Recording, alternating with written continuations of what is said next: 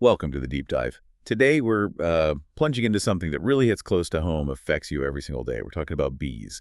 And specifically, this pretty startling fact, about 1 in every 3 bites of food you eat. It depends directly on bee pollination. It really is the bedrock of, well, our whole agricultural system. And that bedrock is showing some serious cracks. Our sources paint a stark picture, a really alarming drop in managed honeybee colonies just in the U.S. Think about this. Back in the 1940s, we had around 5.7 million colonies. Wow, 5.7 million. Yeah, and by 2015, that number just plummeted down to 2.74 million. It's less than half. Exactly. And that downward trend, it's continuing. And the reasons behind it are way more complex than, the usual headlines suggest. Okay, so that really sets the stage for our deep dive today. Yeah. I want to go beyond those headlines, get right into the source material. Our mission here is sort of threefold. First, we need to really understand the difference between the commercial bees and the native bees in this crisis. Crucial distinction. Second, we're going to uncover some, well, frankly, explosive biology. The high-stakes life in the honeybee colony, especially focusing on the queen and the poor drone. Right. Quite the drama there.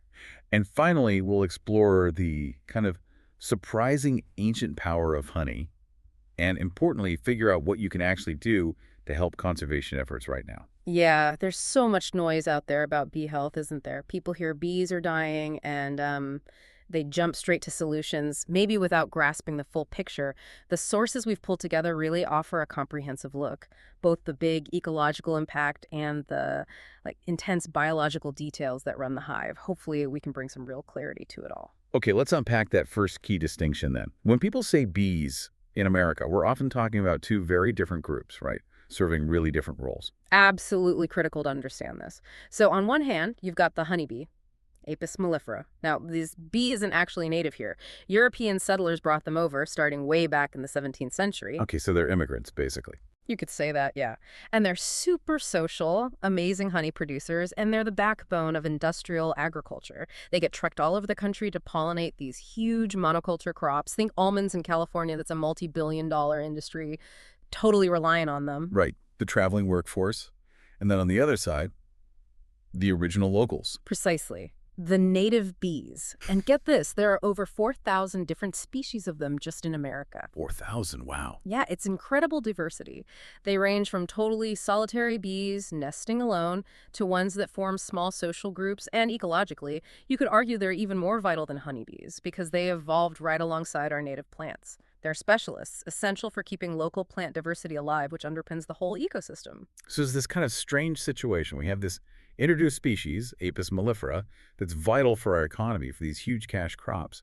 But then the 4,000 plus native species are fundamental to our actual ecology. And if both are declining, what does that mean? Especially with things like colony collapse disorder or CCD. Well, the threats are hitting hard across the board, hitting both groups, though sometimes in slightly different ways. Our sources really point to 4 main drivers of this decline. First, and maybe the most obvious one, is intensive agriculture and habitat loss. Industrial farming just wipes out the wild spaces. It demands huge areas for just one crop, getting rid of the diverse plants that all bees need to survive. Yeah, I saw some pretty shocking numbers on that habitat loss in the source materials. Oh, definitely. Like in the UK, they've lost something like 97% of their wildflower meadows since the 1930s. 97%. That's almost total loss. It's staggering. And losing that natural food source, that variety, it just weakens all bee populations, wild and managed, leaves them nutritionally stressed. And I guess when they're weak, they're more susceptible to the next big threat you mentioned, the chemical side. Exactly. Pesticides and pollution. We hear a lot about neonicotinoids, and yeah, they definitely impair bee navigation and immune systems. But here's something interesting the sources highlight. Air pollution. It can actually cut pollination rates by up to a third. How does air pollution do that? It seems the pollutants chemically mess with the scent molecules from flowers, the very signals bees use to find food. So if that scent signal is weaker or just scrambled, the bees literally can't find their food efficiently. They waste energy searching. So they're navigating this toxic landscape looking for food sources that are mostly gone anyway. That sounds grim. What about the bigger picture? Climate change. That's number 3. Climate change. Warmer temperatures are making many plants bloom earlier in the spring. Right. I've heard about this mismatch. Yeah, it's a dangerous phenological mismatch, as scientists call it. The flowers open before the bee populations have really built up their numbers after winter, so there's this critical gap where they need food most early in the season, and it's just not there in the same abundance or at the right time. That hits colony growth hard, doesn't it? Doesn't matter if you're a native bumblebee or a commercial honeybee hive, these threats feel kind of overwhelming, honestly. Hmm. But maybe the bee's own biology, that resilience baked into the hive, is part of why they've hung on. Oh, that resilience is definitely part of their evolutionary strategy. It's quite something. Let's shift gears and look inside the hive at the biological drama. Yeah, let's start with the queen. She's everything to the colony's future, right? Absolutely. She's the sole reproductive female, the genetic engine, and she can live for, well, typically 2 to 3 years, maybe even up to 6 sometimes. And during peak season, she's laying over 1,500 eggs a day. 1,500 eggs a day. It's incredible. But here's the fascinating part. How does one bee become queen while all her sisters become workers? It's not predetermined genetically. This is the classic aha moment, isn't it? It really is. It all comes down to diet. What they're fed as larvae, all female eggs are basically identical genetically. But Yeah. a standard worker larva, she only gets royal jelly, this special protein-rich food secreted by worker bees for the first 2 or 3 days. But a larva destined to be queen, she gets fed only royal jelly for her entire 16-day development. That exclusive diet, those extra nutrients, are what allow her reproductive system to fully mature. It's epigenetics in action. That's amazing. Just food makes the difference between royalty and worker. Yeah. So the queen's path is set inside the hive, Mm-hmm. but the male drone, his big contribution happens out in the open air, Mm-hmm. and it's pretty dramatic. Oh, the mating flight. It's probably the most high-stakes reproductive flight in the entire insect world. It's quite the spectacle. So a virgin queen, she needs to mate just once, maybe over a few days early in her life. But she gathers enough sperm to last her entire lifetime. She flies out to these specific spots called drone congregation areas, or DCAs. DCAs, What? like specific meeting points in the sky. Exactly. They can be huge, hundreds of feet wide, maybe 50 to 125 feet up in the air. And drones from all the nearby hives gather there, waiting. Airborne singles bars for bees. Sort of, yeah. And the queen flies through, mating with maybe 10, 20, sometimes more drones on the wing. This ensures genetic diversity for the colony, which is vital. But for the drone, achieving that goal, well, it means the ultimate sacrifice. Instantly. Okay, wait. The sources mention this is often fatal, and the ejaculation can sometimes even be heard, like a pop. That sounds incredibly violent. Why immediate destruction? It sounds brutal, but that violent end isn't just incidental. It's actually evolutionarily advantageous for the colony. When the drone mates, he averts his reproductive organ, the Endophyllus, into the queen, the forces needed.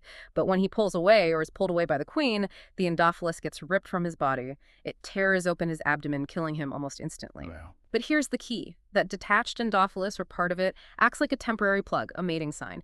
It helps ensure the sperm he delivered isn't immediately displaced by the next drone she mates with seconds later. It secures his genetic contribution before she moves on. It's truly an all-or-nothing strategy. That is profound. Maximum effort, fatal result, all for the colony's genetic future. A short, spectacular life indeed. So shifting back to the hive, for a beekeeper, this means constantly watching for signs the queen might be replaced, right? Whether it's planned or an emergency. Exactly. They look for specific structures, queen cells, and where they are and how they look tells a story. The sources describe 3 main scenarios. First is swarming. This is natural colony reproduction. The hive gets too crowded. You'll see lots of large, peanut-shaped queen cells, often hanging off the bottom edges of the honeycomb frames. The old queen is getting ready to leave with about half the bees to start a new home. Okay, that's planned expansion. Yeah. What if the queen is just getting old or failing? That's called supersedure. The workers sense she's not performing well. Maybe her egg-laying rate drops or her pheromones weaken. In this case, they usually build just a few queen cells, often right on the face of the comb, not necessarily at the bottom. It's a more controlled planned replacement. They hope the new queen emerges and takes over before the old one dies completely. Right. A managed transition. And the third situation, the panic button. That's the emergency scenario. Let's say the queen gets accidentally killed, maybe crushed during a hive inspection, or she just doesn't make it back from that mating flight. The workers panic. They have to raise a new queen fast from whatever suitable young larvae or eggs they still have. So they'll pick a regular worker cell with a very young larva inside and start feeding it royal jelly, modifying the cell outwards to make space. These emergency cells often look a bit stunted, built hastily right in the middle of the brood area. And often these emergency queens aren't quite as robust because they missed out on those first crucial hours or days of the full royal jelly diet. It all really underscores how vital a healthy laying queen is. Because if she dies, and they run out of those fertilized eggs needed to make a new queen, what happens then? The workers can still lay eggs, can't they? They can, but that's actually the death knell for the colony. It leads to what we call laying workers. Since worker bees never mated, any eggs they lay are unfertilized. And unfertilized honeybee eggs only develop into drones, males. Ah, so no new female workers being produced. Exactly. The colony gets flooded with drones, but the essential workforce of female worker bees dies off and isn't replaced. The colony is doomed. Beekeepers spot this pretty quickly. You see multiple eggs laid messily inside a single cell, sometimes even stuck to the sides, because the worker's abdomen isn't long enough to reach the bottom properly like a queen's. Such intricate biology, such high stakes. Let's pivot now from the hive's internal drama to the treasure it produces. Honey. It's this amazing natural substance humans have used forever, it seems. Evidence of harvesting going back maybe 10,000 years. Absolutely. Bees and humans, we have a long history. By 2400 BC, beekeeping was a sophisticated practice in ancient Egypt. Honey wasn't just food back then. It was used in religious rituals, sometimes even as currency, and definitely as medicine. What gives it that special status beyond just being sweet? Well, chemically, it's mostly simple sugars, fructose and glucose.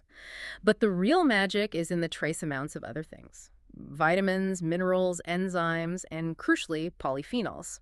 Those are powerful antioxidants. An interesting note, darker honeys generally have higher concentrations of these beneficial compounds. And the medicinal uses were widespread in ancient cultures, right?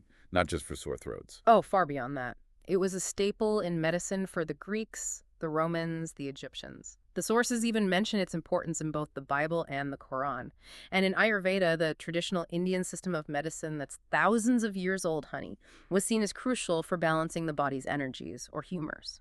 And remarkably, modern science is actually backing up a lot of those ancient uses now. It really is, especially for wound healing. Honey has natural antimicrobial properties, plus it helps keep wounds moist and stimulates tissue regeneration. It's used in modern wound dressings.